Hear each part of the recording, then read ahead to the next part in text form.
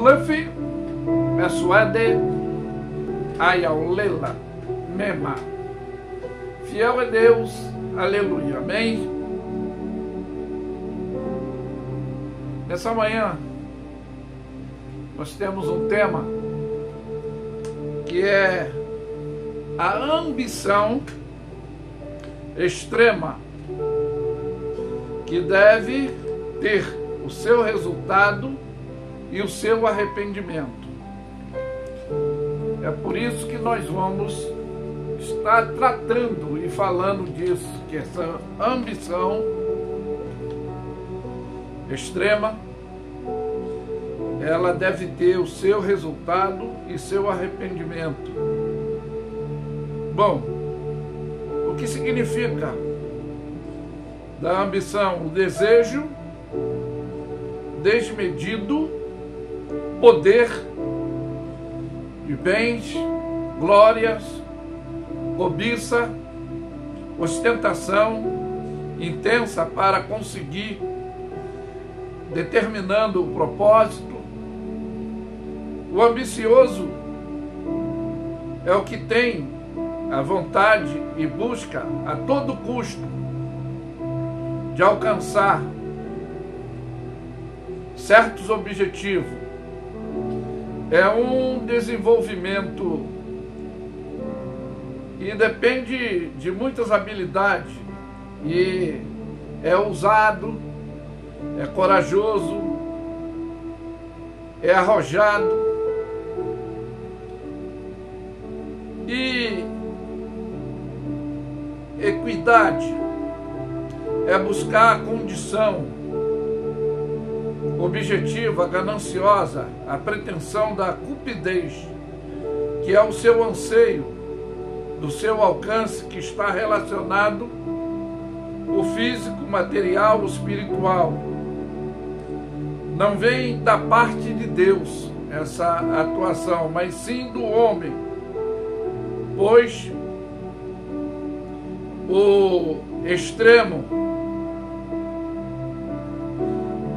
tem um sentido do estupro, que é um crime que existe e exige em ter relações sexuais ou prática do libidinoso sem consentimento, desse ato libidinoso sem consentimento, sem a pessoa estar favorável.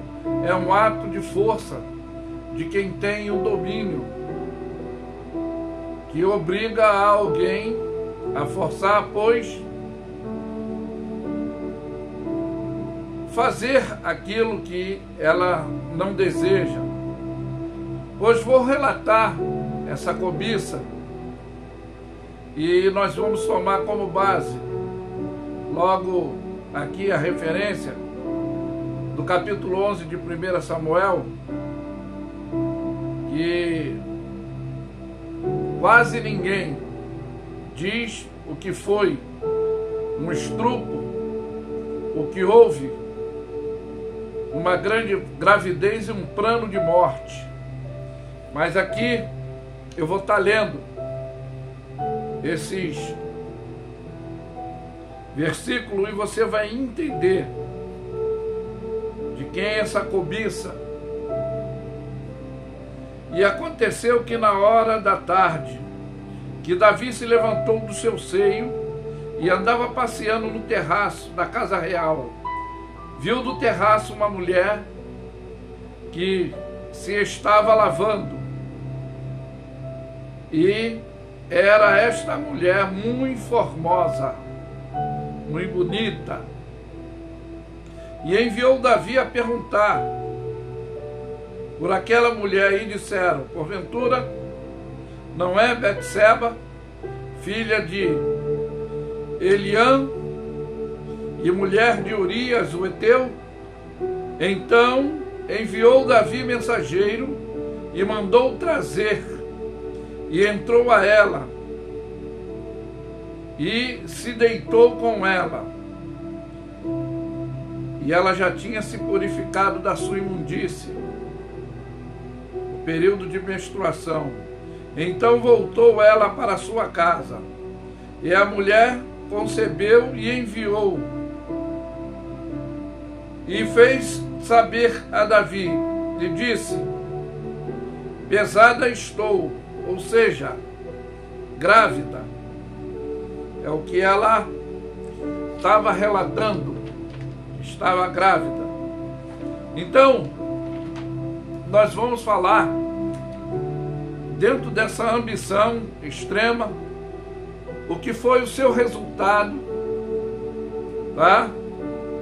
E o arrependimento por esse desejo, por esse poder, por essa glória, essa ostentação, essa vontade de alcançar, né? O que não era dele, mas por ele ter o domínio, o controle, forçou. E ninguém fala essa realidade que foi um estrupo, deixando a mulher vulnerável. Também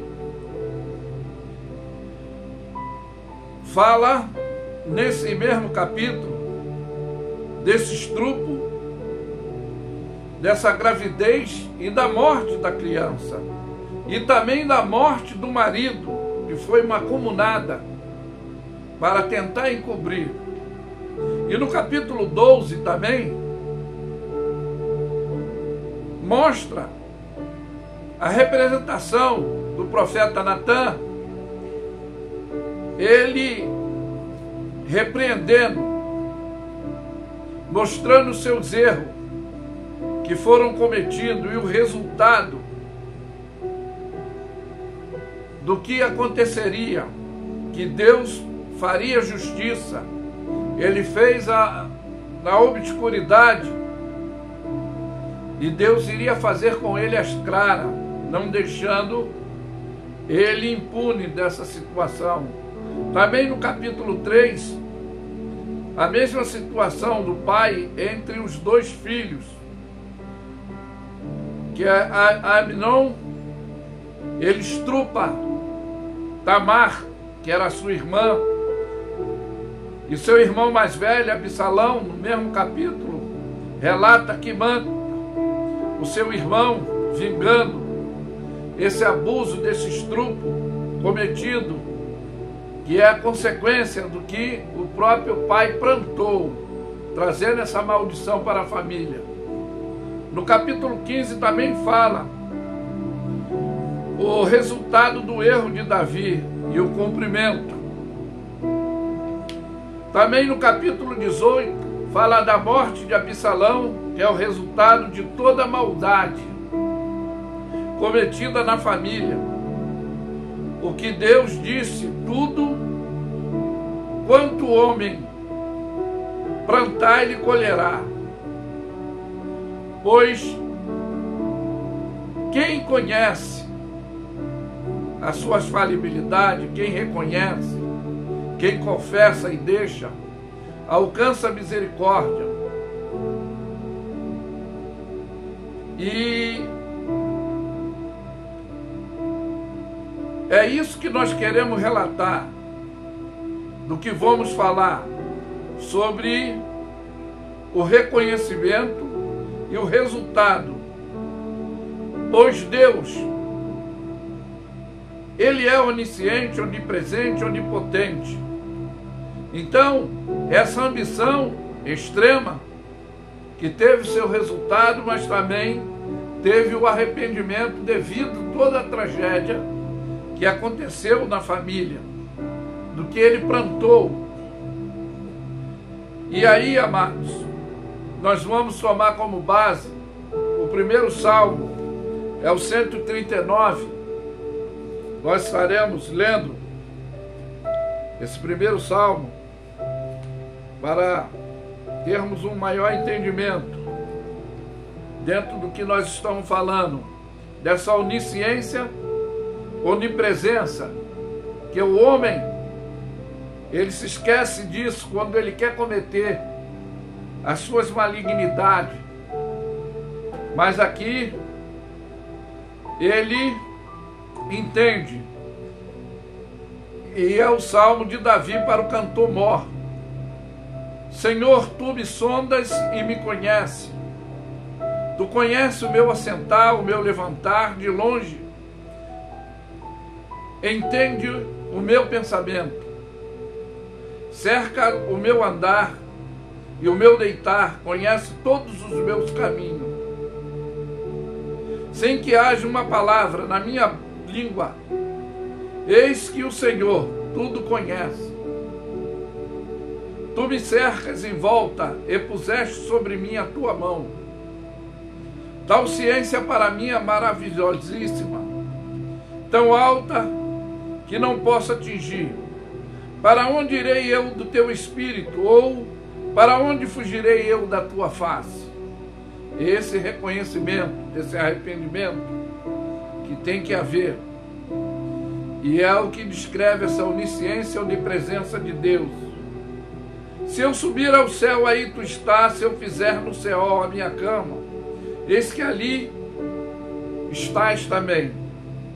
Se tornares asa da alva e habitar na extremidade do mar, ali a tua mão me guiará e a tua destra me susterá.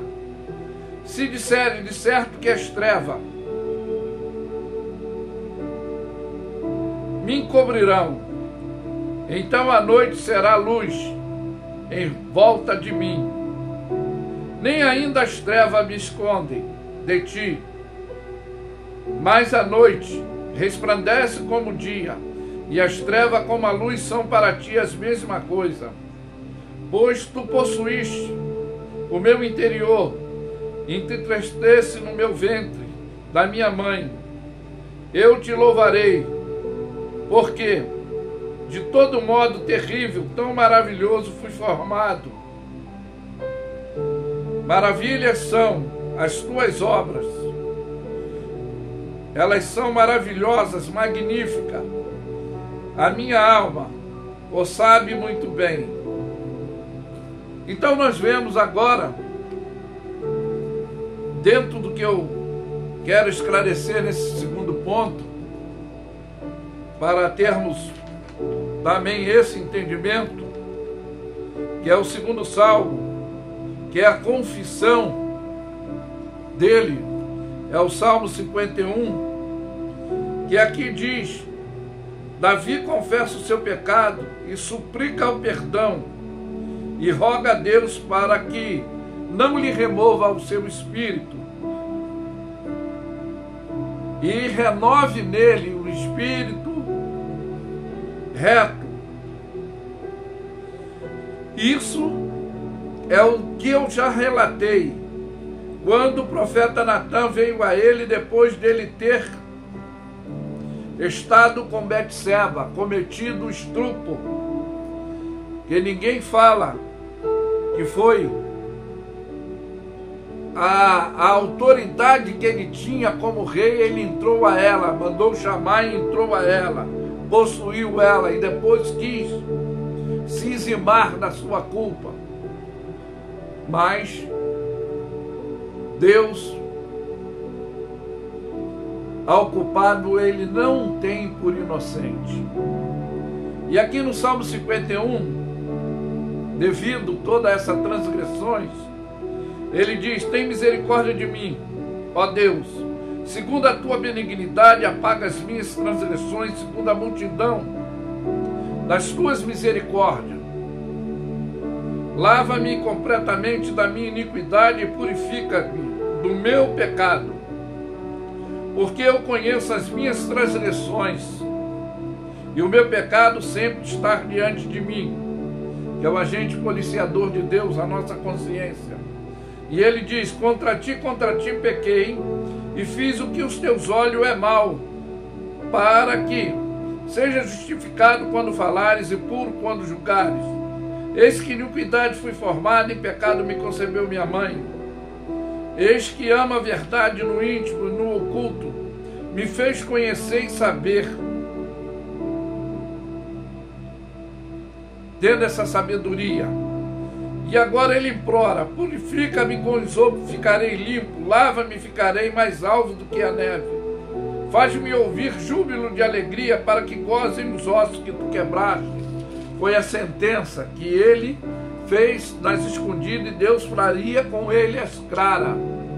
Quando o profeta contou a história e ele se indignou, disse que o homem que tinha se apropriado indevidamente da ovelha, daquele que só tinha aquela que cuidara, que guardava, que guarnecia, e foi feito como alimento para o visitante, que foi a estratégica do profeta quando quis tomar a atitude que Deus mandou de lançar no rosto dele a verdade do que ele havia cometido, pensando que estava na obscuridade. É como ele entendeu. E aí agora ele fala: esconde a tua face dos meus pecados, apaga todas as minhas iniquidades, cria em mim, ó Deus, um coração puro, renova em mim um espírito reto, não me lances fora da tua presença, não retire de mim o teu Espírito Santo. Nós falamos que somos cheios do Espírito Santo. O Espírito Santo de Deus não julga, não condena, não é ambicioso, ele doutrina o nosso espírito, sim. E aí ele pede: torna a dar-me a alegria da tua salvação, me sustém com um espírito voluntário. Então ensinarei os transgressores os teus caminhos, e os pecadores a ti te converterão. E aí ele fala: livra-me dos crimes de sangue, ó Deus, Deus da minha salvação, e a minha língua te louvará altamente, e a tua justiça. Abre, ó Senhor, os meus lábios, e a minha boca entoará o teu louvor, porque tu não te comprases, tu não tens prazer em sacrifício, senão eu te daria,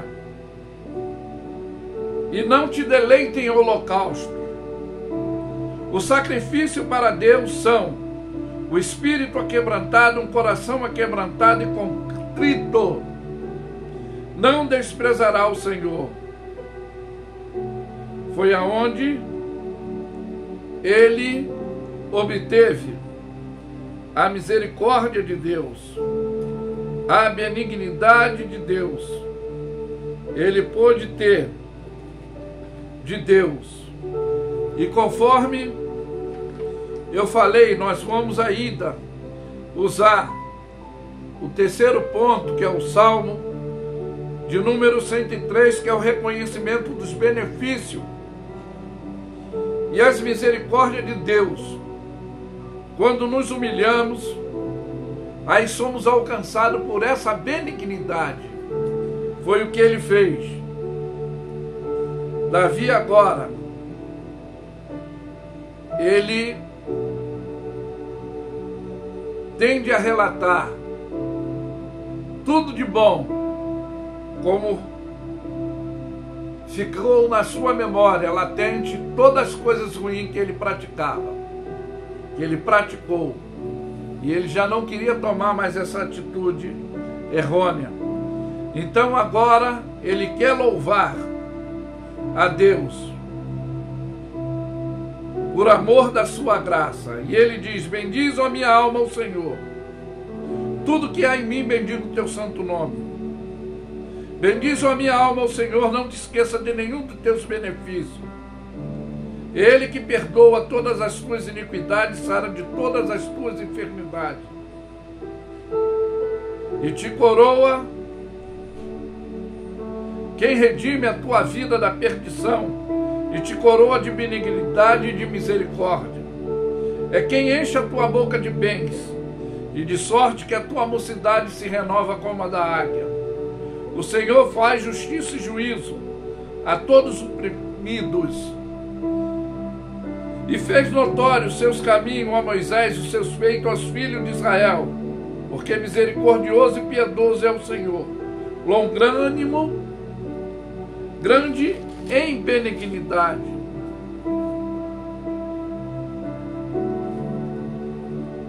Não repreenderá perpetuamente, nem para sempre conservar sua ira, e não nos tratou segundo os nossos pecados, nem nos retribuiu segundo as nossas iniquidades. Porque ele diz, os teus pecados, eles estão perdoados. A tua transgressão, a espada foi transpassada, mas a consequência do resultado viria. Pois quanto o céu está elevado acima da terra, assim grande é a sua misericórdia para com os que o temem. Quando está o oriente do ocidente, assim afasta de nós as nossas transgressões. Como um pai se compadece de um filho, assim o Senhor se compadece daquele que o teme. Pois ele conhece a nossa estrutura e lembra que somos pó. Por isso que a benignidade dele sobre as nossas vidas, ela é intensificada quando reconhecemos. Porque o homem são os seus dias como a erva, como a flor do campo, assim floresce. E passando por ela o vento logo se vai, ao seu lugar não conhece mais. Mas a misericórdia do Senhor é de eternidade e eternidade sobre aqueles que temem, e a sua justiça é sobre os filhos dos filhos, sobre aqueles que guardam os seus concertos, e sobre os que lembram dos seus mandamentos para os cumprirem. O Senhor tem estabelecido o seu trono no céu, o seu reino domina sobre tudo. Bendize, ó minha alma, ao Senhor, ó anjos seus magníficos em poder, que cumprem as suas ordens, obedecendo a voz da sua palavra. Bendize ao Senhor todos os seus exércitos, vós, ministros seus, que executai os seus beneplácitos. Bendize ao Senhor todas as suas obras em todos os lugares, de todo o seu domínio. Bendize, ó minha alma, ao Senhor. E conforme nós falamos, que essa ambição extrema, que teve o resultado do mesmo filho cometer o mesmo estupro na sua irmã, seu filho mais velho, seu primogênito, matando o irmão, depois assumiu seu trono, tomando as suas mulheres no palácio. O filho da mulher que ele estrupou, ele ainda tentando fazer uma chantagem psicológica, emocional com Deus. Deus já tinha sentenciado que a criança não viveria. E assim foi. Mas tudo por causa desse desejo desmedido, esse poder de glória, de cobiça, de ostentação, dessa intensa vontade de alcançar, essa pretensão ambiciosa que tem a vontade de buscar, em todos os custos, alcançar os seus objetivos, estando certo ou errado. É um desenvolvimento que depende dessas habilidades, desse encorajamento, dessa arrogância, dessa busca, dessa condição gananciosa, que foi a pretensão dessa cupidez, desse anseio que ele estava, de quem é essa mulher, quem é essa mulher. E conforme eu falei, toda essa malignitude, ela é o físico, ela é o material, ela é o espiritual. Sim, hoje, na parte religiosa, eu posso dizer, alguns querendo, achando que Deus é como uma caixinha, que podemos tirar benefício na hora que queremos, de dentro dessa caixa, quando precisamos do auxílio. Mas é o que eu falei, toda essa atitude maléfica é a vontade do ser humano, o seu desejo ambicioso, e foi a prática não de sedução, mas da vulnerabilidade dele como rei, entrar a ela e ela engravidar, e ele, na sua malignitude, articulou a morte do seu marido. Mas, conforme nós lemos no Salmo 139, a onisciência de Deus, como ele declara, que Deus sabe ver o deitar, o levantar, e como ele também reconheceu, depois de ser repreendido pelo profeta Natan, a confissão, ele querendo renovo, ele querendo uma restauração. E como eu falei no Salmo 103, que também fala de todo esse relato, desse acontecimento da vida dele, que quem reconhece, quem peca, confessa e deixa, alcança a misericórdia. É o que diz o Salmo 103. E o reconhecimento desse agradecimento, dele falar: bendize a minha alma ao Senhor, tudo que há em mim, bendigo o teu santo nome. Mas que fica essa mensagem, eu não sei se vai trazer edificação, uma exortação, uma orientação para você, mas é o cuidado. Aqui, Davi tem essa deformidade, mas devido à sua sinceridade de confessar, de deixar largar, ele também é reconhecido como homem segundo o coração de Deus. Mas como é isso, pastor? Sim, é o que eu já disse, que a palavra de Deus nos afirma: aquele que confessa e deixa, alcança a misericórdia. Aquele que busca, acha. Aquele que pede, recebe. E é isso, quando você se encontrar dentro de situação que você criou, você pode suplicar a misericórdia do Senhor.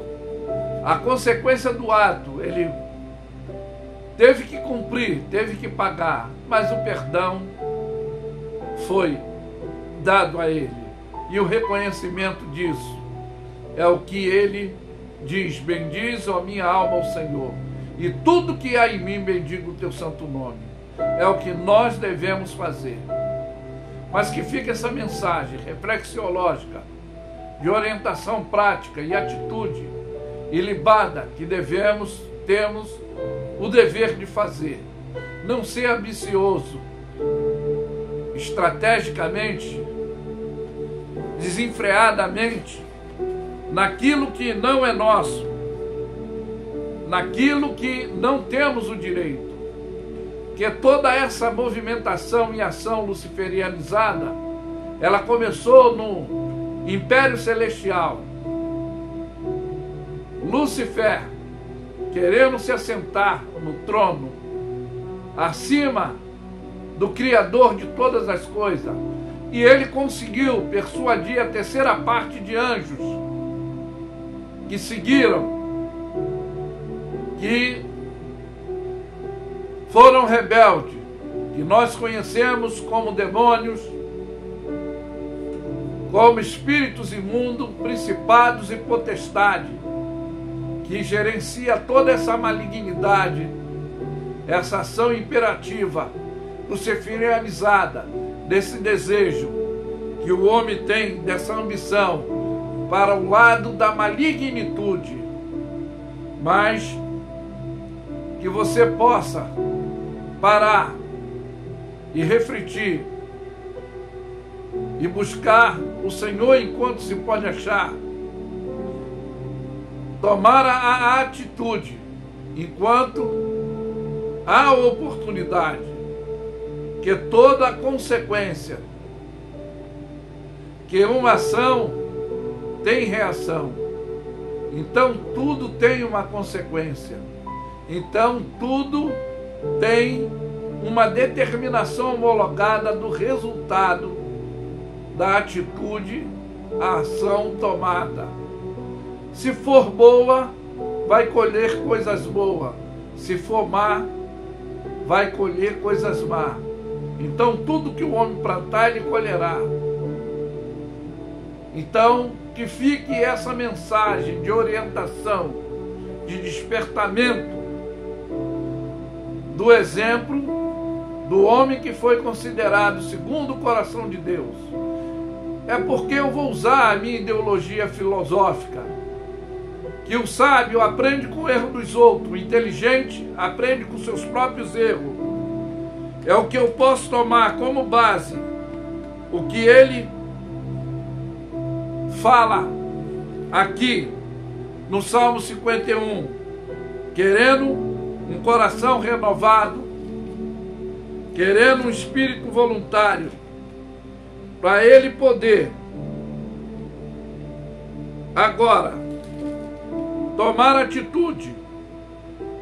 E ele disse: então ensinarei os transgressores os teus caminhos, como ele deixou o caminho de Deus, e os pecadores a ti te converterão. Aqueles que não têm a noção da transgressão vão se converter, vão aprender que às vezes certas ações e atitudes têm que ser corrigidas. Mas que fica essa mensagem expressiva nessa manhã de bênção na sua vida. Eu afirmo que Lefe é suede, ayau lela mema. Fiel é Deus, aleluia, amém? Ficam todos na paz.